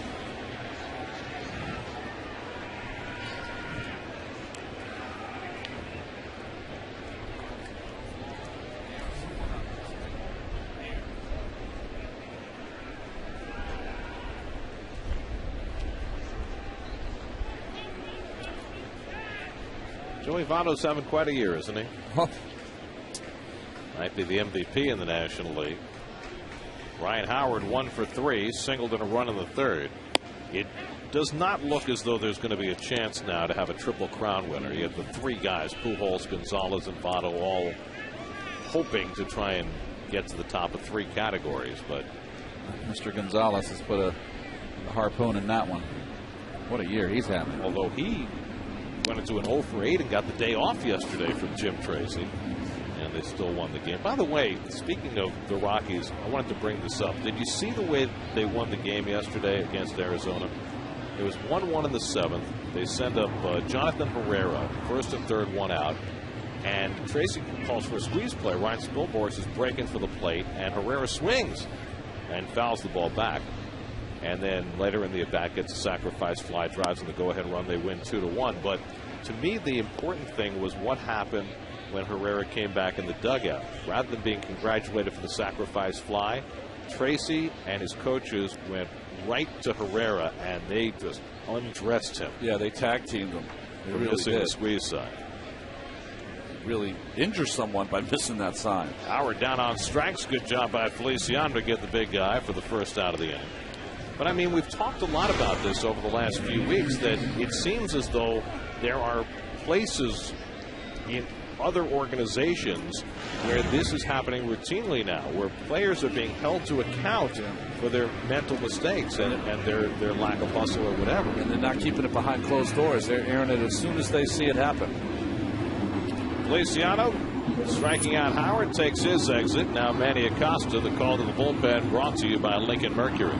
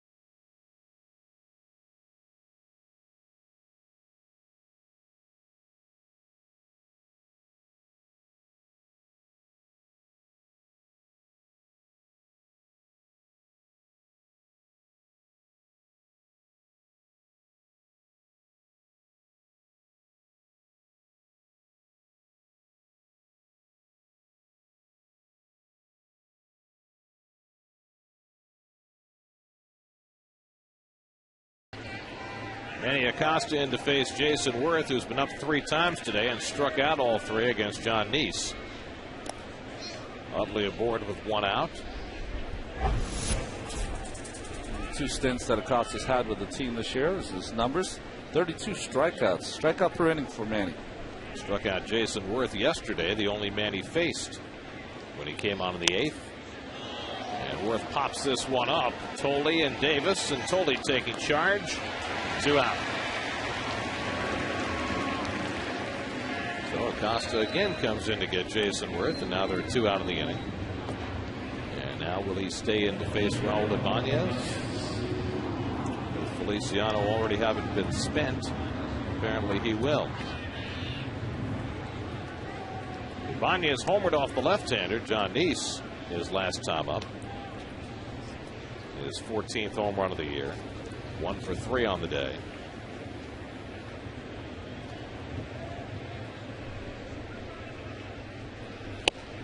And the fastball in for a strike. Pat Mish is available in the bullpen, but he's now going to sit down with the lefty at the plate and no call coming.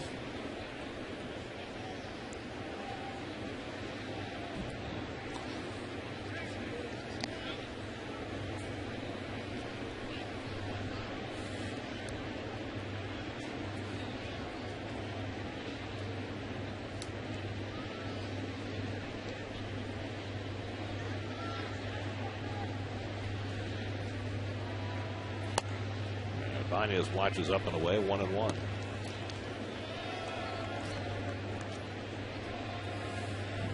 Phillies will be heading to Florida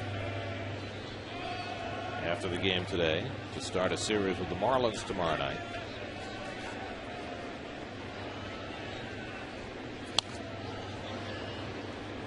Big rip by Ibanez.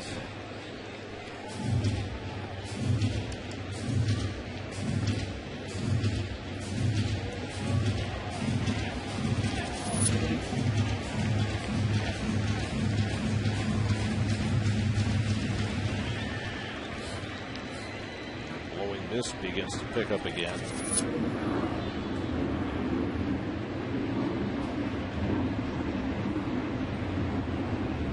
1-2 now to Ibanez, and Utley back to the bag.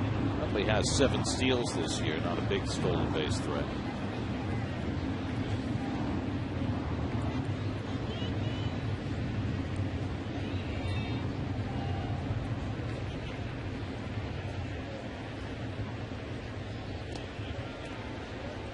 John Neese went 7 innings today, allowed 3 runs, 8 hits, walked 2, struck out 6.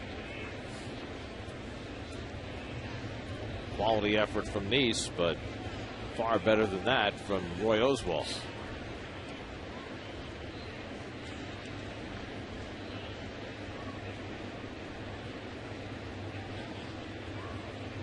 There goes Utley, and Ibanez dribbles 1 foul. So for all the attention Acosta paid to him, Utley on the move anyway.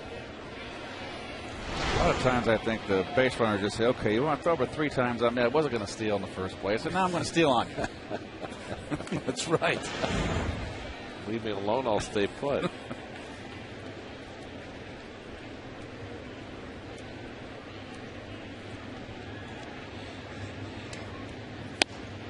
And it's 2-2 to Ibanez.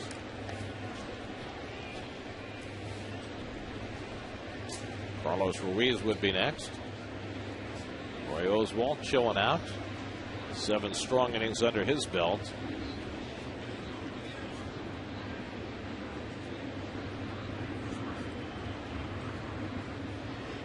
Now the 2-2, and the curveball fouled off. And Ibanez hanging tough.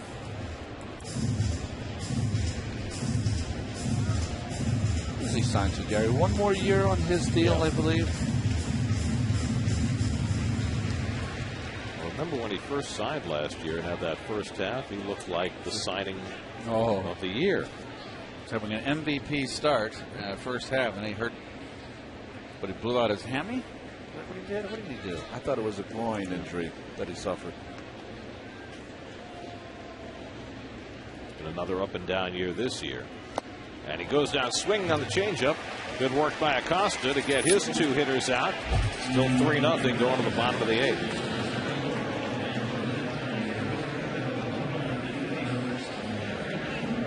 Right on.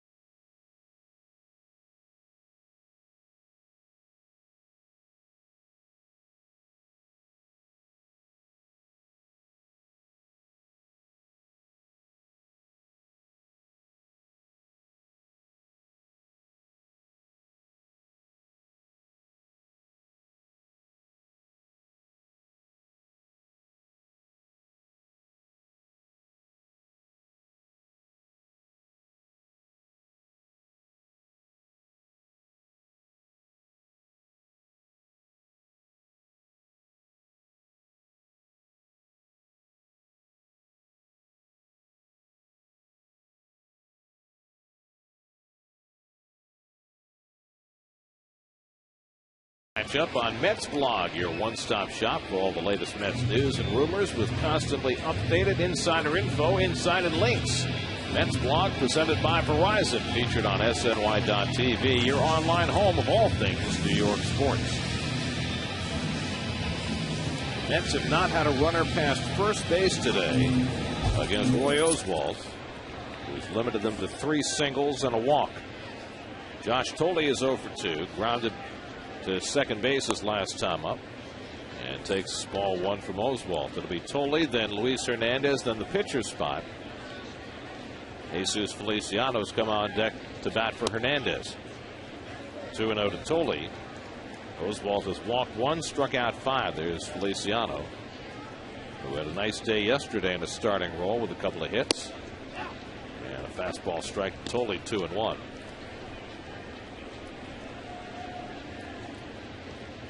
Spotless effort so far for Oswalt. And Tolle takes the changeup away, and it's 3-1. Rare time that Oswalt's been behind in the count since the first inning.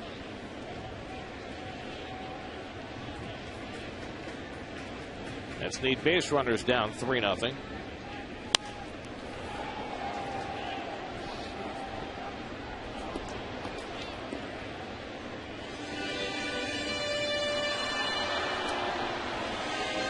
Sends busy in the Mets bullpen, as he has been practically every day of late. And Acosta did a nice job getting both his hitters out.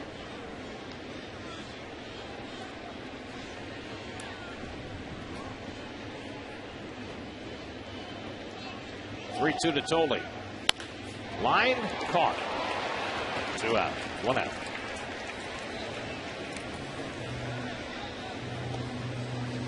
That's why you throw strikes, right, Keith? 3-2. Nope. You throw right down the middle and just hope he finds the glove, and it did. Well, Feliciano was out on deck. And there he is. Not Luis Hernandez. Ignore that graphic. So Feliciano will pinch hit. Jesus 2 for 4 and a walk yesterday. Did make a base running error, one of 2 that the Mets had, in which they had players doubled up on pop-ups that were caught in the outfield. Lucas Duda out on deck to pinch hit for Acosta. There he is. We knew it was Jesus. Little dribbler. Oswalt off the mound. And he gets Feliciano for the second out. So 8 in a row retired by Oswalt now. 2 out and nobody on, and now Duda. Lucas Duda is 1 for 28 in the major leagues. For a young player, you were pushed pretty quickly through the system this year. He didn't spend a whole lot of time in AAA. And now you come to the big leagues and you get off to this kind of start. It's got to be awfully disheartening. My heart goes out to him because he's very much aware of it. And you've got to have your young kid and your first taste, and boy, it's a nightmare. And don't think you're not Archie Bell and the Drells up there, a little tight up there. You know, just keep pressing and pressing. Yesterday, Duda had 2 at-bats. Each time he swung at the first pitch and made an out. So the anxiety starts to take over at a certain point. Yes. Where you don't want to get deep in the count. 1-2 from Oswalt, and he rolls over one down to Howard, and he beats Duda to the bag. Almost stumbled on his way with the wet turf. 9 in a row retired by Oswalt. We go to the 9th, 3-0 Phillies.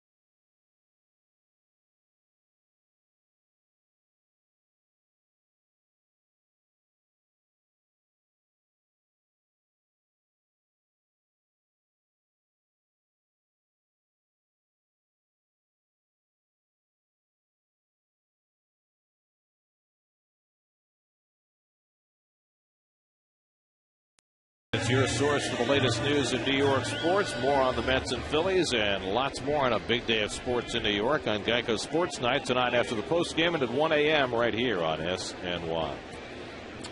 Carlos Ruiz leads off and taps one right back to Elmer Descends. First pitch Descends throws and he gets it out. One out in the top of the ninth. Ruben Tejada in to play second base, and Descends, who's been a workhorse of late, on again. Every day Elmer Descends back in there, 42nd game. All of his numbers are outstanding. This is a guy who does not strike out anyone, but he throws strikes. He's had a great year for the Mets. One out in the ninth, and now Wilson Valdez, who's 1 for 3. Doubled over the head of Chris Carter in left field his last time up.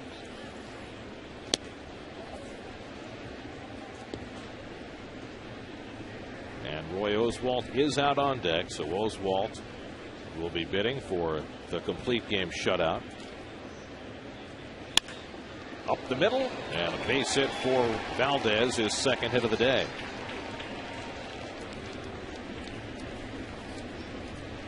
Hit number 9 for the Phillies. And now Oswalt will come to bat. He has one complete game shutout this year for the Astros. On July the 8th, he threw a one-hitter against the Pirates. And he has 7 career shutouts, including the one this year. This is not an uncommon theme this year when the Mets and Phillies have gotten together. This is the 15th game that the Mets and Phillies have played. Of the first 14, 7 have ended in shutouts. 5 for the Mets and 2 for the Phillies. What does that mean? It means these two teams have had a lot of well-pitched games. Oswalt gets the bunt down. 3-4 on the sacrifice, moving Valdez over to second. Now there are 2 out. Beautifully executed bunt. 10th sacrifice for Oswalt this year. And now Shane Victorino will try and get an extra run home. Victorino 1 for 3, singled and scored in the first. Was intentionally walked in the 7th. That turned out to be a productive move because the following hitter, Placido Polanco, hit into an inning-ending double play. Gotta watch Victorino late in the game. He tries to jump on that first pitch if you throw him a fastball in this last at bats. And so Descends didn't throw him a fastball. Elmer's smart. Yes. He's got all that stuff down. A wily veteran. When you're 39 years old and you've pitched everywhere in the world, you got that stuff covered. Yes.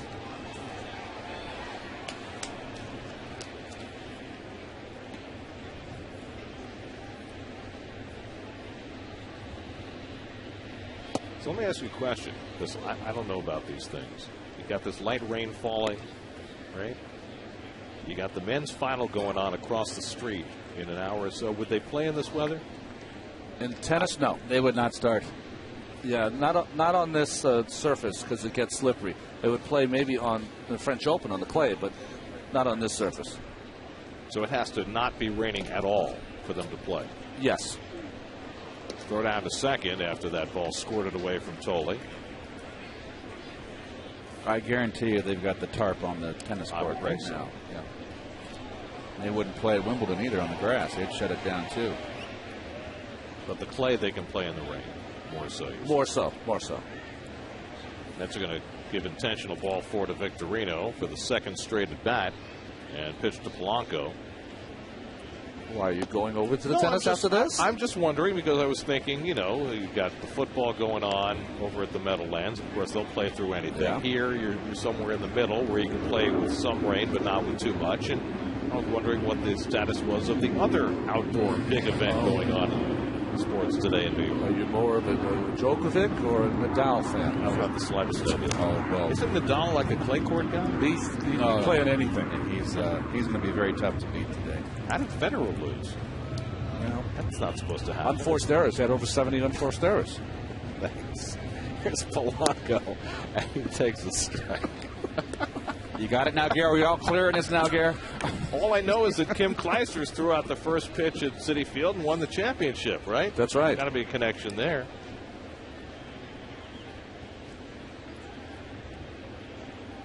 she blew off Kevin Burkhardt, so we don't like her so much. Yeah, Kevin wanted to interview her, and she was too busy. I love tennis. I'm not always fond of tennis people, Gary. Well, but it's a sport where, you know, you got to have the big ego. It's just you. That's right. You know? No backup. Exactly. You know, you give up a hard hit ball, there's nobody making the diving catch. Right. 1-1 to Polanco. And he grounds one out to Reyes, and the flip for the force play to end the inning. Mets will come up in the bottom of the ninth with Oswalt going for the shutout, top of the order to try and deny him that.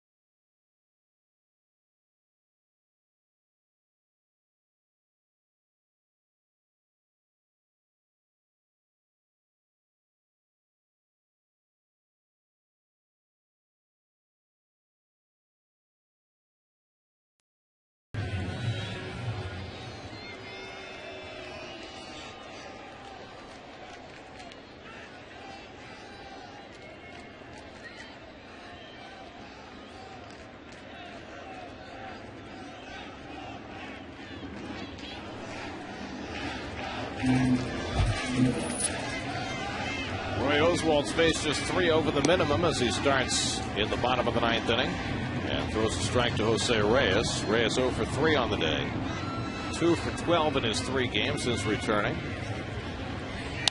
And he yanks one foul, and Oswalt's ahead 0-2. Reyes, then Pagan and Beltran as the Mets try to avoid being shut out for the 11th time this year. Mets have not had a runner pass first base today against Oswalt. Off the leg of Oswalt, and Reyes will have an infield hit. So Oswalt takes a shot.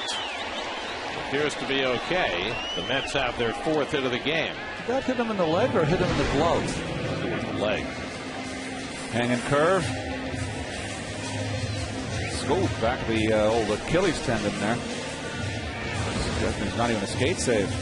Doobie, the pitching coach, and the trainer both out to make sure that Oswalt's okay as Brad Lidge stays busy in the bullpen. The Mets have just their 5th base runner of the game, 4 singles and a walk.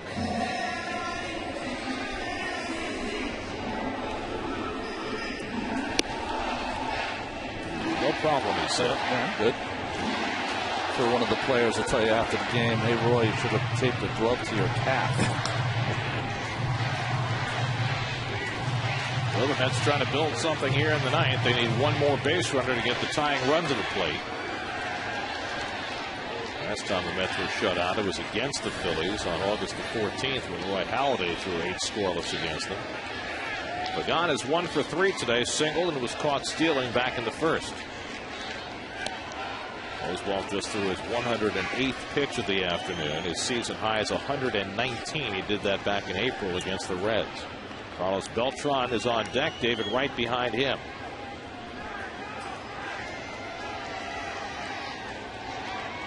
One 1-0 to Pagan. And that's a call strike with a fastball, 1-1. The guy was caught looking his last time up and had quite a conversation with Jim Wolf afterward. And he has some more words for Wolf after that call strike. Yep, the Wolf just said, okay, I'm going to give this guy that 1-2 inches of more of the outside corner. Howard playing a step behind Reyes at first base. I don't think Reyes is used to that. Well, Reyes has got to take the base if they're not going to hold him on. I agree. Take the force out of order. Come back to Oswalt. Out at second. Valdez relay. In time. Double play. 2 out. 1-6-3 double play. And the Mets are down to their final out of the day. Nice changeup. Gets him out in front. Kind of lollipopped there, Ronnie, didn't he? Yeah, you want to make a more harder throw there. Yeah. Put a lot of pressure on Valdez to get it over there. Yep. Valdez has shown off a very good arm in this series. So the Mets down at their final out with Beltran. 1 for 3 on the day. And a call strike, 0-1. Braves play tonight at home against St. Louis. Phillies and Braves started the day tied for the lead in the East. Now the Phillies are 1 strike away from a win. Coming up right after Keith and Ron and I are done here. It's Lincoln Mercury post-game live. Gary Apple and Bobby Ojeda will have all the highlights, interviews, analysis. Lincoln Mercury post-game live right after the game right here on SNY. 1-2 to Beltran. Foul tip held by Ruiz, and the ball game is over. A 4-hit shutout for Roy Oswalt.